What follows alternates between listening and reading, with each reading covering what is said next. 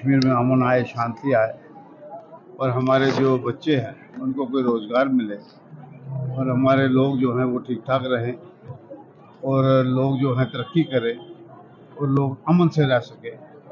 क्योंकि बदकिस्मती है कि हमारे कुछ अर्सा से आपने देखा कि जम्मू में भी काफ़ी इस किस्म के हादसा हो रहे हैं।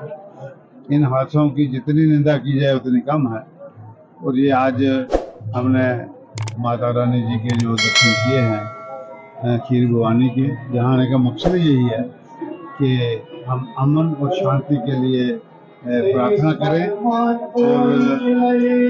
हमारी रियासत में, हमारी जम्मू कश्मीर में जैसे आगे भी एकता भाईचारा होता था उस किस्म का भाईचारा बना रहे और एक दिन आए हमारे कश्मीरी पंडित भाई जो हैं वो कश्मीर वापस जा सके। क्योंकि नेशनल कॉन्फ्रेंस ने हमेशा चाहा है और सोचा है और ये हमारी कमिटमेंट है कि कश्मीर जो है हमारे कश्मीरी पंडित भाइयों के बगैर अधूरा है।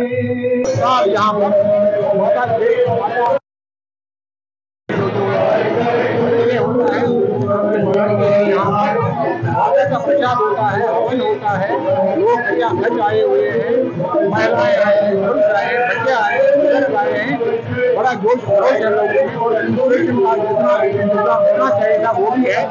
वो लोग बड़े प्यार से उत्साह से यहाँ पर शिरकत कर रहे हैं।